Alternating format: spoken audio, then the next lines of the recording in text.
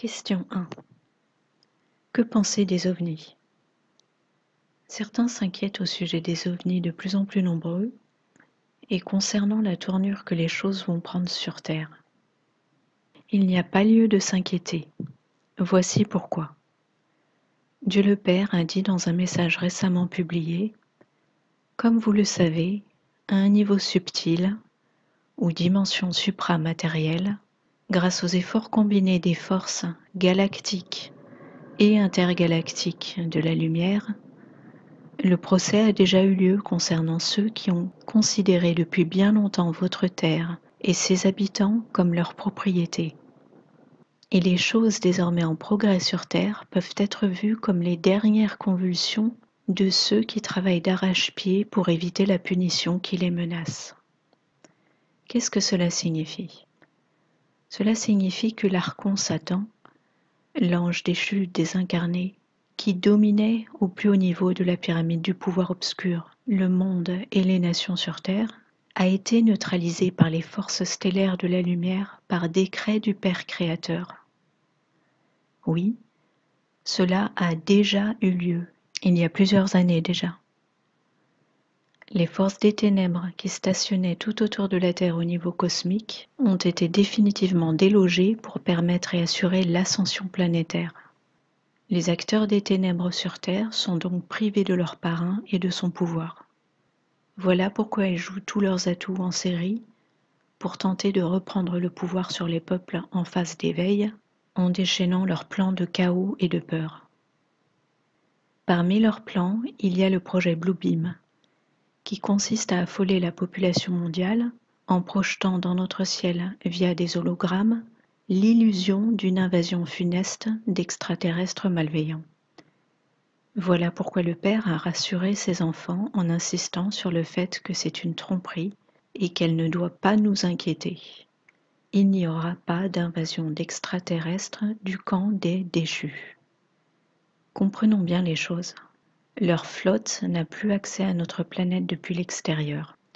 Les seuls méchants restants sont déjà sur Terre, en surface ou cachés dans leur base souterraine, appelée Dumb, et sont voués à dépérir à mesure que l'ouverture de conscience de l'humanité augmente collectivement sa fréquence vibratoire à un niveau qui leur est incompatible et fatal. Donc les seuls ovnis qui sont réels sont les flottes de nos anges, nos frères et familles stellaires, et ils se montrent en masse maintenant pour accélérer le réveil collectif. Autrement dit, que vous voyez dans le ciel de vrais ou de faux ovnis, holographiques dans ce cas, dans un cas comme dans l'autre, vous n'avez rien à craindre. Les médias vont continuer de tenter faire paniquer les nations, mais avec de moins en moins de succès, car qui croit encore les médias? Question 2. Que va-t-on devenir sur Terre? Toute l'humanité n'est pas humaine, mais toute l'humanité véritable porte l'ADN divin qui le ramène inéluctablement tôt ou tard au Père. Même si à cause de ses choix, l'un ou l'autre s'égare ou traîne en route. En fait, le Père est tellement parfait et abondant d'amour que même les âmes contre nature issues des entités déchues ou anges déchus peuvent être rachetées dans certains cas. Il existe des situations, des mariages mixtes par exemple, où une âme non humaine est touchée par la grâce à travers l'amour de son conjoint, une âme humaine. Si une telle âme cherche sincèrement à se tourner vers l'amour, le Père peut choisir de lui accorder une âme humaine, car comme l'enseigne la Bible, le Créateur ne rejette pas celui qui se laisse toucher par l'amour.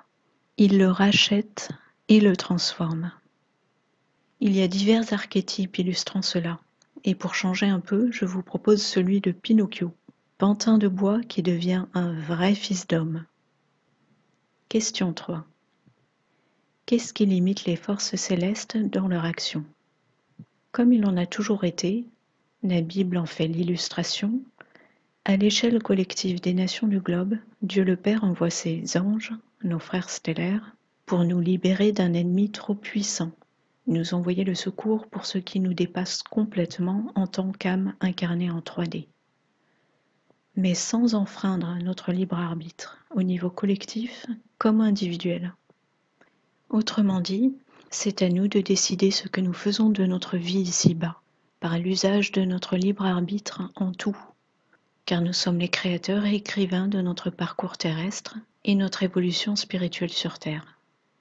Tout est possible à celui qui croit. Cette écriture révèle le potentiel humain illimité. Il s'agit ensuite de s'engager dans le processus de ce que l'on a choisi de devenir avant cette incarnation terrestre et d'utiliser chaque expérience sur notre chemin pour en tirer le meilleur parti et façonner progressivement notre réalité désirée, ce qui est rendu possible par notre élévation de conscience qui nous tire progressivement hors de l'illusion 3D. Chemin faisant, étant sur Terre dans un monde de dualité, il y a toujours deux options contraires, deux reflets opposés, deux versants à chaque histoire qui se présente à nous. C'est donc à nous d'écrire notre propre expérience de vie, notre propre aventure, selon chaque choix que nous faisons, à chaque occasion, chaque proposition, chaque carrefour. Celui qui choisit d'éviter au maximum les remises en question, qui sont des moyens de progression de son âme, restera par ses propres choix prisonnier de la caverne de Platon, c'est-à-dire prisonnier de l'illusion de la matrice prison en 3D, aussi longtemps qu'il reste dans son statu quo. À l'inverse, celui qui fait tous les efforts pour progresser et ouvrir sa conscience se rapproche de la réalisation de la promesse biblique. Tout est en effet possible à celui qui croit, car celui-là active peu à peu son potentiel divin, dormant intact en toute âme humaine. Question 4. La dualité est-elle mauvaise? Sur Terre, il y a toujours une version dissidente qui se crée, car nous sommes dans une matrice conçue pour générer de la dualité. C'est en effet le principe de l'expérience terrestre que nous avons voulu goûter en tant qu'âme. La dualité en elle-même, à la base, n'est pas mauvaise. C'est elle qui crée en tout domaine des différences de perception à apprécier. Elle crée des contrastes. La dualité permet tout jeu et avec toute une gamme d'émotions excitantes et une créativité infinie, au délicieux parfum d'accomplissement et de liberté. Mais la dualité génère le mal lorsque sa différenciation est extrême, causant un éloignement excessif d'avec la vérité éternelle, au point de cliver les consciences en des entités complètement séparées, aliénées. Quand on en arrive là, on ne ressent plus que son individualité de sorte qu'on ne se préoccupe plus de ce que vit l'autre, ni même de sa souffrance, mais seulement de soi, sa propre satisfaction et son propre plaisir égoïste.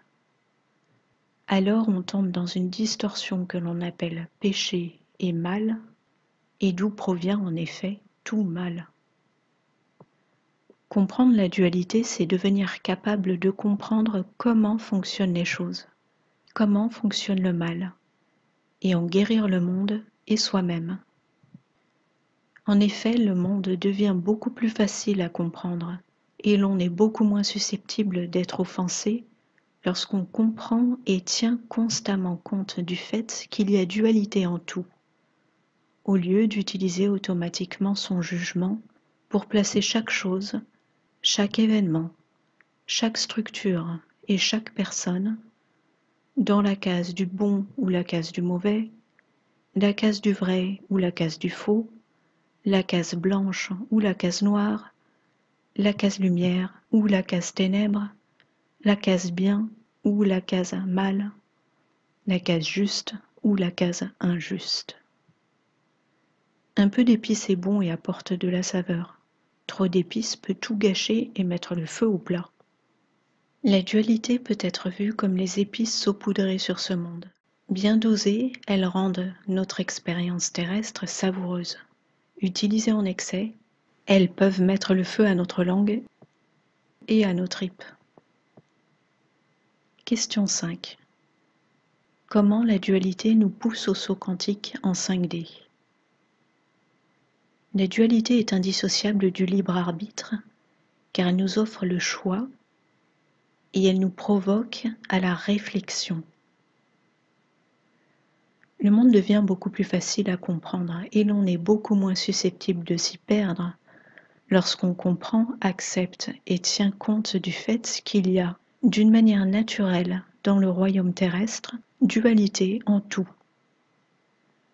Cette dualité est destinée à nous offrir un choix, d'une part, pour vivre la réalité que nous choisissons, mais aussi pour provoquer la réflexion nécessaire à notre progression dans l'ouverture de conscience, chemin de la réunion à Dieu et de la fusion en unité de conscience avec tous ses enfants.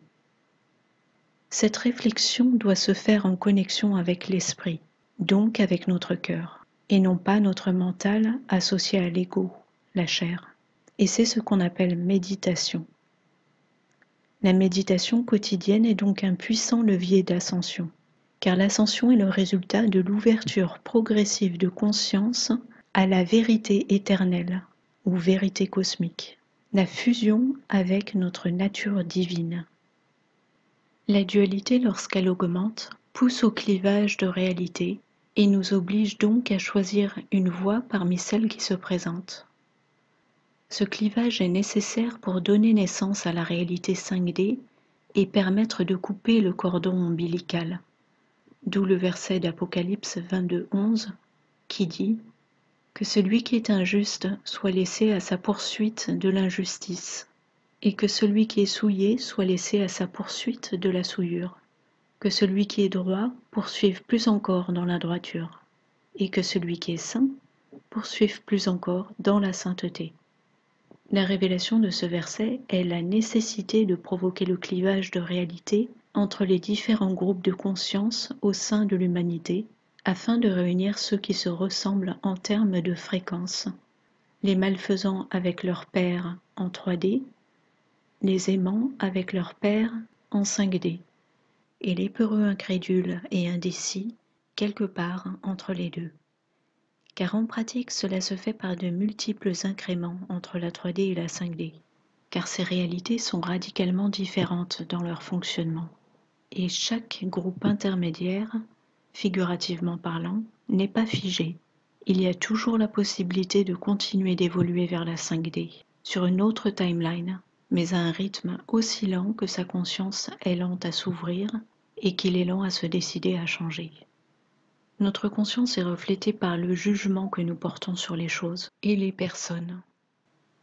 Selon la qualité de notre jugement, nous nous qualifions ou disqualifions pour le saut quantique vers la 5D. Question 6. Faut-il juger ou ne pas juger? S'inspirant des recommandations des évangiles, certains ne veulent rien juger ni condamner, tandis que d'autres veulent tout juger et condamner. Les deux sont des comportements dualistes opposés trop poussés, générateurs de querelles et de conflits. Selon une approche 3D, par le jeu de la dualité, il y a paradoxe en tout. Et ces paradoxes ont pour but la réflexion.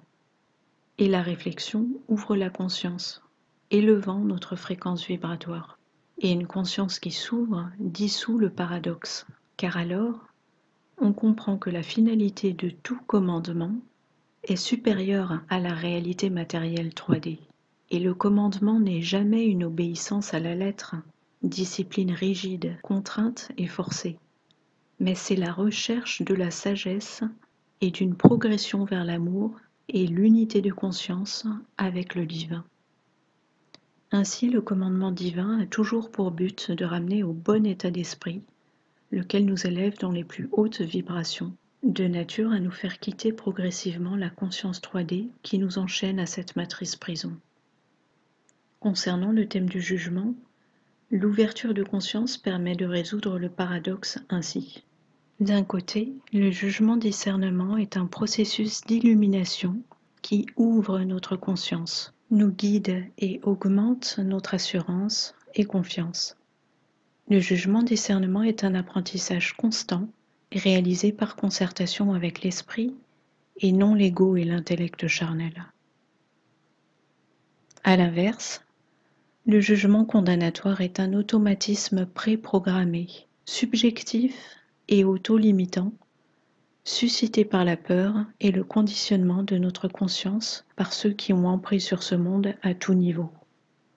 Le jugement condamnatoire est une réaction impulsive, subjective et arbitraire, qui est donc essentiellement biaisée.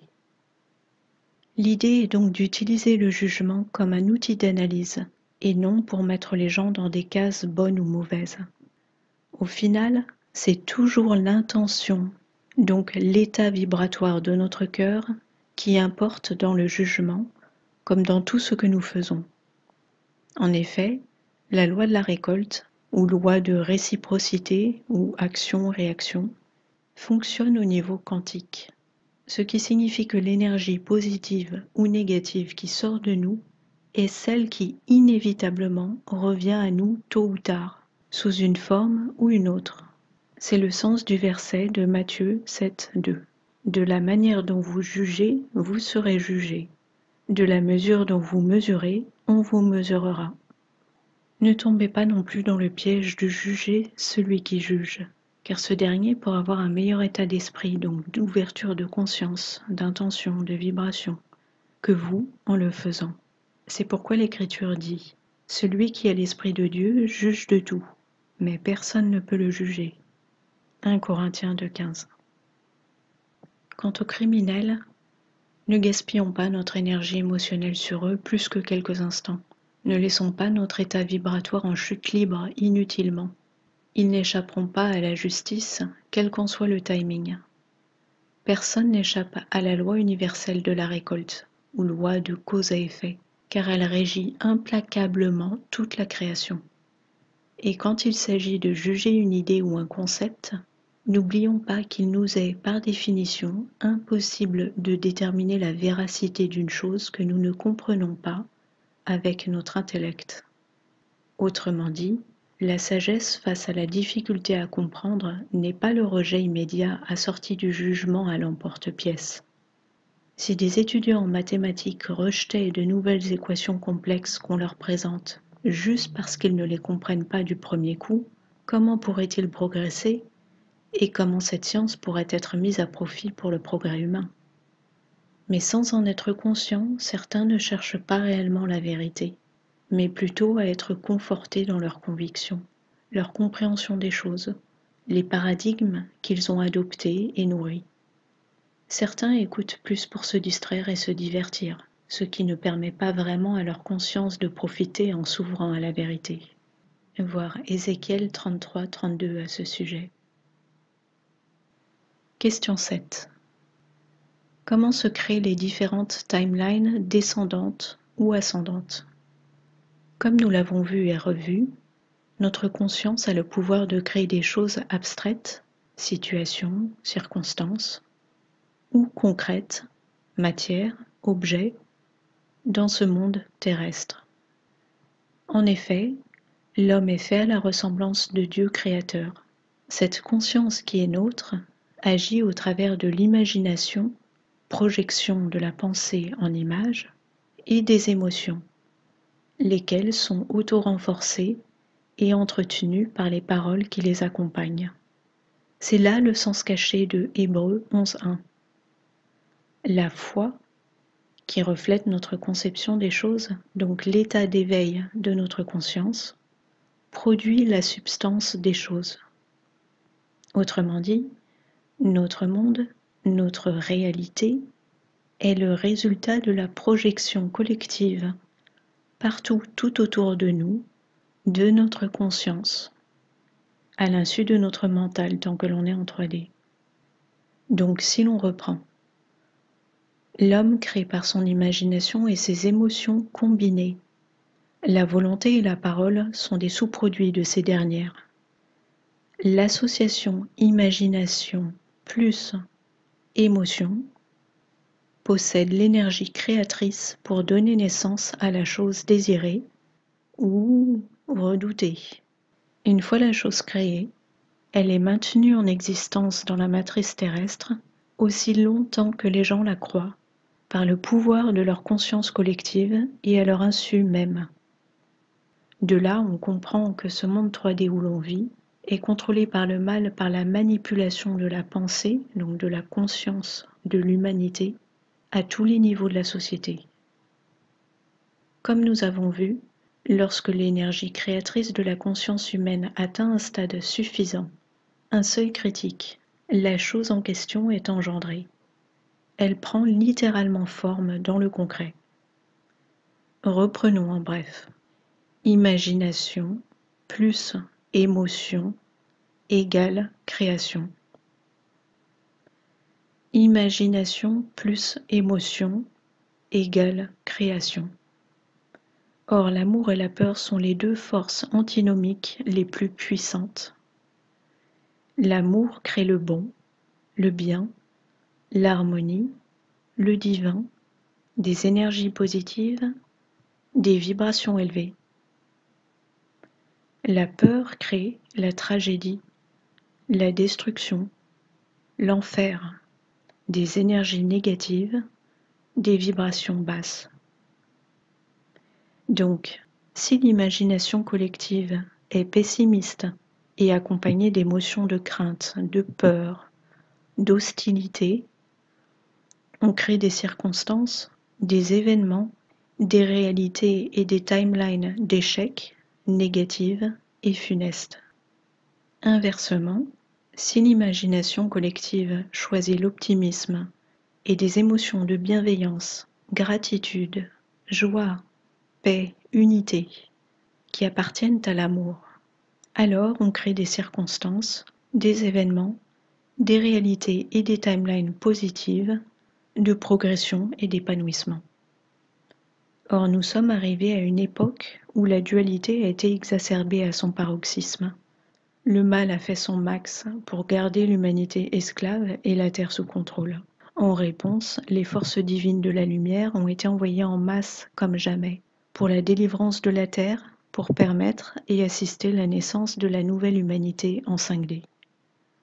Le corollaire en est l'émergence de nouvelles timelines, où l'humanité est triée selon sa fréquence vibratoire, c'est-à-dire selon les choix de chaque âme à adhérer à l'un ou l'autre des paradigmes créés collectivement, qui finissent par bourgeonner en nouvelles réalités dimensionnelles concrètes, dans lesquelles se fondent les uns et les autres selon leur alignement vibratoire ou résonance énergétique, qui est leur état quantique supramatériel. Selon la réalité dont chacun est partie prenante par sa conscience, chaque âme se retrouve donc dans la réalité qui lui correspond par la somme de ses choix qui détermine ce qu'il croit et projette par sa conscience même. Question 8. Pourquoi les nouvelles timelines créent de la confusion au sein de l'humanité? Dans leur affrontement, les ténèbres et la lumière créent continuellement des réalités contradictoires, occupant des dimensions de fréquences échelonnées de la 3D à la 5D. Or 3D et 5D s'illustrent par des scripts contradictoires pour l'humanité, associés par sa conscience respectivement en 3D et en 5D. À quoi ressemblent ces deux avenues ou axes de réalités parallèles contradictoires? Comme le mot l'indique, elles se contredisent. Elles sont inversées comme à travers un miroir, la main droite devient la gauche. Lorsque l'écart de fréquence énergétique de deux réalités contradictoires devient trop fort, il y a clivage entre deux réalités parallèles. Le clivage se fait et certaines personnes peuvent alors quitter soudainement une de ces deux réalités de diverses façons. Mais nous n'élaborerons pas ici sur cet aspect complexe. Ça, c'est le principe de bourgeonnement d'une réalité pour en produire une nouvelle parallèle ou de scission d'une réalité dimensionnelle en deux nouvelles complètement séparées concrètement parlant. Notez que la viabilité et la pérennité d'une réalité parallèle dépend de l'énergie investie dedans. Autrement dit, si la conscience collective qui l'a engendrée cesse d'y croire, cesse de s'y intéresser et donc de l'entretenir, elle s'effondre et s'évanouit, comme le font nos rêves lorsque nous nous réveillons le matin. Ce qui change la donne plus récemment de nos jours, vivant à l'ère Internet, c'est la mise en contact simultanée de toutes les réalités créées par l'humanité au travers de tous les médias et plateformes en ligne. Nous avons donc des chevauchements de conscience et donc de paradigmes dans tous les sens par la multiplication des sujets partagés et des groupes d'individus qui entrent en jeu dans ces échanges.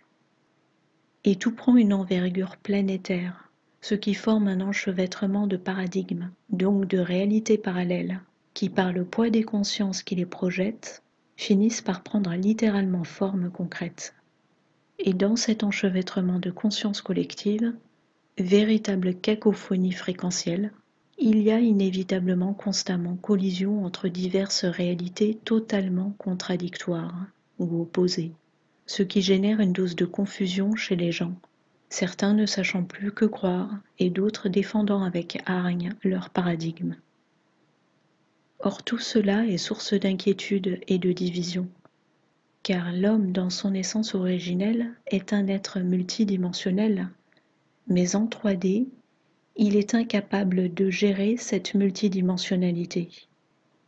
Il lui est très difficile d'appréhender un tel degré de fluidité de la réalité où deux scénarios radicalement contraires peuvent être joués simultanément tout en s'influençant, sans même parler d'une infinité de scénarios parallèles différents en continuelle construction et destruction.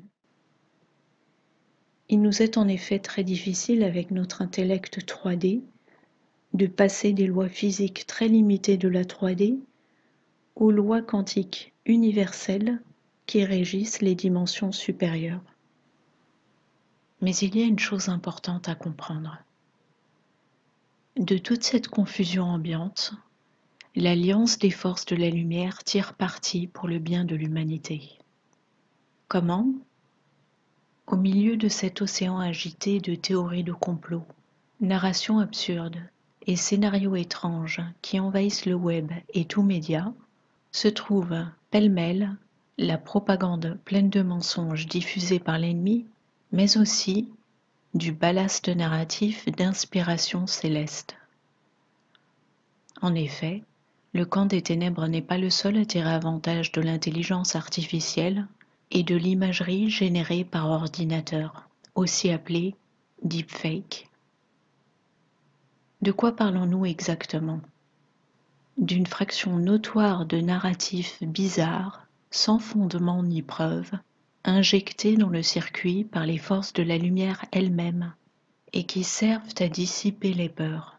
Non seulement parce que l'absurde porté à son comble permet d'aider le reset de la conscience collective humaine, complètement déformée par l'endoctrinement et contrôle mental exercé par les ténèbres depuis des lustres, mais aussi parce qu'en multipliant les narratifs proposés sur les plateformes et médias sociaux, les gens sont ainsi divisés dans les projections de leurs pensées et imaginations. Et cette division permet de disperser l'énergie créative de la conscience humaine, afin de réduire la création de timelines funestes. En effet, ce faisant, le seuil énergétique pour la manifestation concrète de ces scénarios est rendu plus difficile à atteindre. Et cette multitude de réalités parallèles naissantes d'augures défavorables est plus vite dissoute, voire tuée dans l'œuf. Libérons donc toutes nos craintes et apprécions pleinement le spectacle.